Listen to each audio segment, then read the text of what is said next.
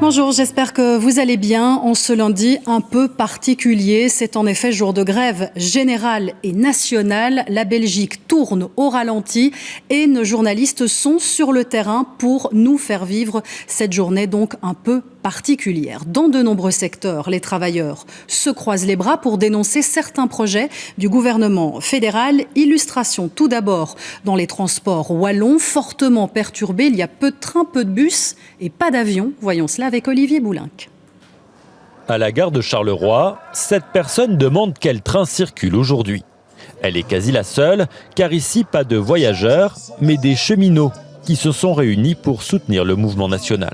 Tous les cheminots sont en action aujourd'hui, de tous les sièges de travail. Après, évidemment, il y a des fluctuations dans le suivi du mouvement, mais c'est une réussite. On a des très bons chefs de grève aujourd'hui à la SNCB en front commun. Un train IC sur deux est en circulation. Les trains aux heures de pointe sont, eux, quasi inexistants.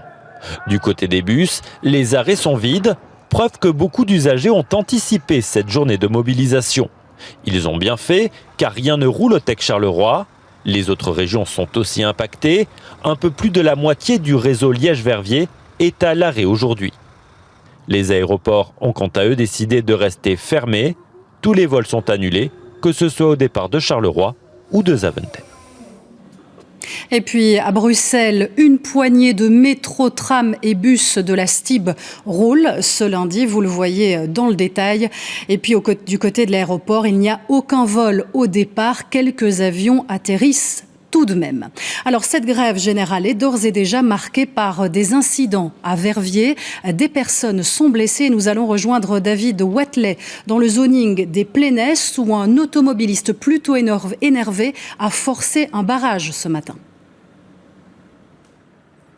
Oui Ophélie, les faits se sont déroulés vers 8h du matin, ici, dans une des entrées du Plénesse, à Timister. Cet automobiliste s'est présenté devant le barrage qui est situé ici derrière moi, un barrage dressé par des syndicalistes.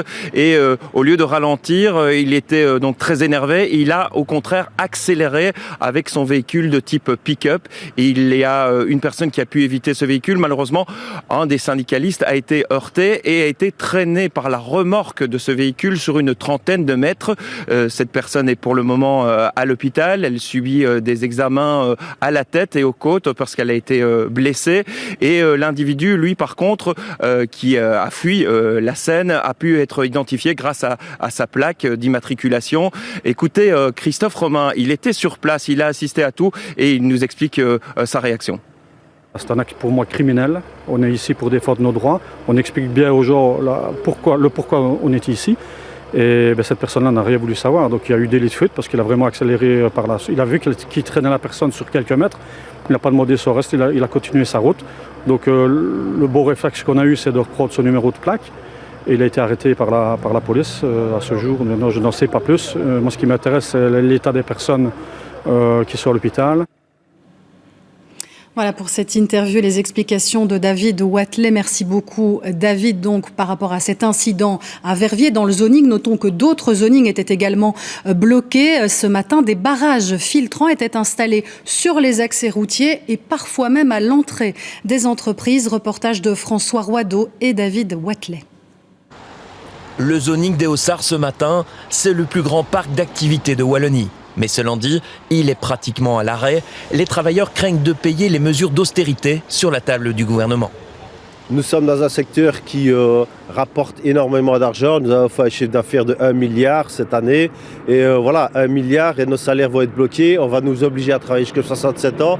Et ça, pour nous, c'est hors de question. On ne bloque pas le dialogue du tout. Nous mettons simplement la pression et nous essayons de sensibiliser les patrons, justement, pour qu'ils remontent vers le gouvernement et qu'ils adoucissent toutes ces mesures qui vont nous impacter tous et toutes. Que ce soit devant les grandes industries ou les plus petites entreprises, la mobilisation est très importante et les revendications sont les mêmes. On se bat contre les nouvelles réformes qui vont bientôt arriver et qui risquent de pénaliser beaucoup de travailleurs. Donc, on parle de primes, par exemple, les pensions, tout simplement, qui vont être encore repoussées. Des entreprises à l'arrêt et des camionneurs bloqués. Rudy attend mais comprend les motivations. On ne cherche pas à forcer le passage. On comprend tout à fait le mouvement gréviste. Je suis moi-même normalement à 2 ans de ma pension. Ces gens-là ont raison, je leur donne raison, parce que c'est pas seulement pour eux, c'est pour tout le monde qui se battent. Je leur tire mon chapeau. Compréhension également des automobilistes ralentis dans les bouchons. Je comprends. Maintenant, c'est plus embêtant pour moi parce qu'il fallait un service minimum quand même à l'école pour accueillir les enfants qui sont mineurs. C'est une école secondaire quand même et on s'attend à ce qu'il y ait moins de monde. Mais donc, je comprends l'action, donc on patiente. Aucun secteur n'est épargné aujourd'hui. Une grève nationale très largement suivie en région liégeoise. Oui, effectivement, le secteur commercial n'a pas échappé à des actions. Des syndicalistes ont même tenté de fermer des magasins. Bastien Delbar, Vincent Bayonnet et Juliette Pitichy se sont rendus dans une galerie bruxelloise. Première victoire pour ce groupe de syndicats. Leur objectif ce matin, c'est de forcer les grandes enseignes à fermer leurs portes. On bloque tout. On bloque le magasin, on bloque un magasin après l'autre. On bloque tout et on monte le rapport de force, on montre que c'est nous les patrons. La plupart des magasins acceptent de fermer. Quand ce n'est pas le cas, les syndicats installent un piquet de grève. Ils n'ont pas voulu, c'est leur choix. On ne peut pas obliger les gens de fermer, mais on peut sensibiliser un peu les clients par rapport à ça. Sensibiliser, informer le public, les syndicats craignent l'impact des mesures de l'Arizona sur le secteur du commerce. Les travailleurs et les travailleuses du commerce ne seront pas les esclaves du XXIe siècle. Les étudiants, les flexi-jobs, l'ouverture de tous les dimanches et les heures tardives sont sur salaire. Hors de question de détruire les conditions d'un secteur dans lequel les travailleuses et les travailleurs sont déjà précaires et travaillent à fil tendu. C'est déjà compliqué de concilier la vie privée et la vie professionnelle quand on est dans le commerce parce qu'on bosse le samedi, parce qu'on fait des tares et qu'avec l'accord du gouvernement, il y a un risque que les magasins soient ouverts tous les dimanches, qu'ils soient ouverts jusqu'à 22h, voire plus tard. Le centre commercial était assez vide ce matin. Les rares clients étaient plutôt compréhensifs. C'est embêtant, ça, on ne va pas se mentir, ça embête les gens, mais je pense que c'est nécessaire. Du coup, il faut utiliser la pression populaire, et donc c'est nécessaire, je pense. Ouais. Par contre, côté Rue Neuve, c'est presque un jour comme un autre, avec quelques clients moins patients. C'est pas la bonne idée parce qu'ils vont empêcher certains qui essayent de faire leurs courses, qui n'ont rien à voir avec le gouvernement. Donc, moi, je ne suis pas d'accord pour ça. En attendant, les fermetures continuent. Même si ce n'est parfois que pour quelques heures, les syndicats espèrent faire passer leur message. Et dans les écoles, quelle est la situation? Alors, pas de piquet généralisé, c'est au cas par cas. Nous allons rejoindre Louis Matagne dans un établissement namurois. Il y a pas mal d'élèves absents et certains enseignants sont aussi en grève. Oui, tout à fait. Cette école de la périphérie de Namur, école secondaire, devant laquelle je me trouve, est particulièrement impactée par ce mouvement de grève, puisque 2 enseignants sur 3 seraient en grève, et puis seul un élève sur 10 s'est présenté ce matin, ce qui s'explique ici par le fait que beaucoup d'élèves viennent en bus et en train, et donc c'était apparemment très compliqué de se rendre à l'école ce matin. Donc c'est une journée un peu particulière dans cet Athénée où les élèves ont droit, les quelques élèves présents ont droit à des cours de rattrapage, des cours de sport, mais c'est pas une journée comme les autres. Alors cela dit, la situation de cet établissement n'est pas nécessairement représentative de ce qui se passe ailleurs en Fédération Wallonie-Bruxelles. On n'a pas de chiffres précis, mais quelques coups de fil dans des écoles des environs nous ont permis de nous rendre compte que la situation est très contrastée, très variable, avec des établissements où il y a beaucoup de grèves, beaucoup d'absents, et puis d'autres très peu. Donc c'est vraiment très variable. Et notons encore une chose, c'est que la semaine prochaine, des grèves sont prévues spécifiquement dans le secteur de l'enseignement. Ce sera les 7, 8 et 10 avril en fonction des provinces. Et là, on pourrait peut-être assister à une mobilisation plus marquée, plus visible aussi du monde de l'enseignement en Fédération Wallonie-Bruxelles. Merci beaucoup Louis d'avoir fait le point. Et puis venons-en aussi à l'inquiétude du personnel hospitalier, notamment avec la réforme des pensions. Des piquets sont installés à l'entrée de certains établissements aujourd'hui, mais un service minimum est assuré. Vincent Hufti, Raphaël Albardi et Eric Béver ont pu le constater en région bruxelloise. On est là, même si de Wever ne veut pas, nous on est là. Ils et elles sont là ce matin devant l'hôpital Erasme à Anderlecht pour expliquer les raisons de leur grève. Manque de financement, pénurie de personnel, charge de travail trop lourde, mais avant tout, l'âge de la pension. Continuer à pousser des lits jusqu'à 67 ans, soigner jusqu'à 67 ans, c'est intenable. Donc il faut à un moment donné réformer les choses, certes, mais pas n'importe comment et pas n'importe quelle mesure. Brancardier ou infirmière, ils se voient mal travailler jusqu'à 67 ans. Les difficultés qu'on a, point de vue épaule, point de vue genou, point de vue santé. Alors je n'arrive pas à comprendre que le gouvernement ne veut nous faire travailler plus tard. Il faut savoir que c'est un métier, malgré qu'on ne le considère pas un métier lourd et pénible, mais ça l'est. On a des heures de travail qui sont épouvantables.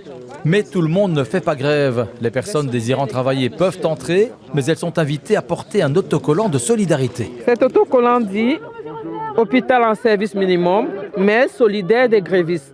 Donc, le personnel qui le porte le colle soit sur son badge, soit sur son tablier. Même des marches de sensibilisation dans certains hôpitaux privés, même si l'accueil est parfois tiède. Il y a eu beaucoup de grèves et donc du coup certaines personnes ne se sont pas intéressées, en ont marre de ce qui se passe dans la politique et du coup ne sont pas au courant. Quand on explique un peu les raisons, que c'est même pas forcément pour nous directement, c'est pour les jeunes, pour tout ce qui va passer dans le futur, du coup je pense qu'il y a un peu plus de compréhension.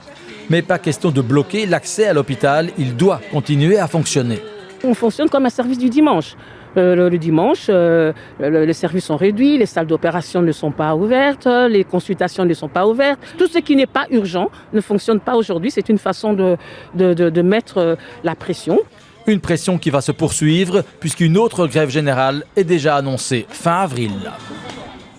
Et puis le secteur artistique s'est aussi fait entendre avec un rassemblement au centre de Bruxelles. L'inquiétude principale concerne le statut d'artiste, un statut qui pourrait être mis en péril par la réforme du chômage. Thierry Cassard, Maxime Depré et Dominique Dussin étaient sur place. Le monde artistique s'est bien mobilisé ce matin, place de la Monnaie, face à l'Opéra. Plusieurs milliers de personnes concernées par les menaces pesant sur le statut d'artiste. Un statut qui permet de vivre entre deux spectacles ou entre une commande et une autre. Plus de 8000 personnes sont concernées. C'est un statut fragile, très récent, qui mérite d'être défendu. Parce que sans les artistes et sans tous les acteurs et les actrices des secteurs culturels divers et variés, il n'y a pas de livres, il n'y a pas de livres pour les enfants, il n'y a pas de spectacle, il n'y a pas de cirque, il n'y a pas de cinéma. La liste est encore très longue, c'est pareil pour la musique. Plein de secteurs peuvent en effet exister grâce au statut d'artiste. Sa disparition serait catastrophique pour le monde culturel en général. On se sent vraiment menacé, on a la sensation que, en fait, sans statut d'artiste, c'est impossible de continuer juste à exercer notre métier. Ça veut dire devoir se réorienter, ça veut dire, du coup, toute une disparition de tout un secteur, en fait. Alors évidemment, l'heure est aux économies, mais si la culture a un coût, elle rapporte aussi. On chiffre en milliards ce que la culture amène et on parle de 5% du PIB. Donc ce n'est pas juste 8000 artistes qui fument des joints assis dans un transat tout le reste du mois. Et on a même entendu cette phrase ignoble du Win for Life. Non, on n'est pas Win for Life. Moi, ce qui me concerne, je salarie 3 personnes à chaque représentation. Le secteur culturel se sent menacé, mais aussi dévalorisé par certains politiques. Il entend continuer à se mobiliser pour ne pas disparaître. Oui, rappelons que les syndicats, de manière générale, estiment que le gouvernement fédéral a lancé une déclaration de guerre contre le monde du travail. Alors, comment réagissent les politiques à cette grève générale ? Nous allons en parler avec Rachel Crivellaro. Ce que l'on peut dire pour résumer les positions, c'est qu'on campe sur ces positions, justement, Rachel. Oui, du côté du gouvernement, pas question de dévier ne fût-ce que d'un iota de la déclaration gouvernementale et des projets de réforme du marché du travail et des pensions qu'il prévoit. Pour le gouvernement, ces réformes, elles sont indispensables. Il dit comprendre l'inquiétude des gens parce qu'il reconnaît que ces réformes, elles auront un impact important, mais il insiste, ces réformes sont indispensables si on veut préserver la sécurité sociale, les pensions, réduire les déficits, assainir durablement le budget de la Belgique tel que le réclame l'Europe. On peut donc dire que du côté du gouvernement, on campe sur ces positions, mais on insiste également pour dire qu'il reste une marge de négociation, notamment sur les modalités d'application de ces réformes et que la porte du dialogue, eh bien, elle reste grande ouverte, à l'instar du ministre des Pensions, Jan Jan Boom, qui cet après-midi recevra les syndicats de la fonction publique. Voilà donc pour les réactions au niveau politique à cette grève générale. Merci beaucoup, Rachel.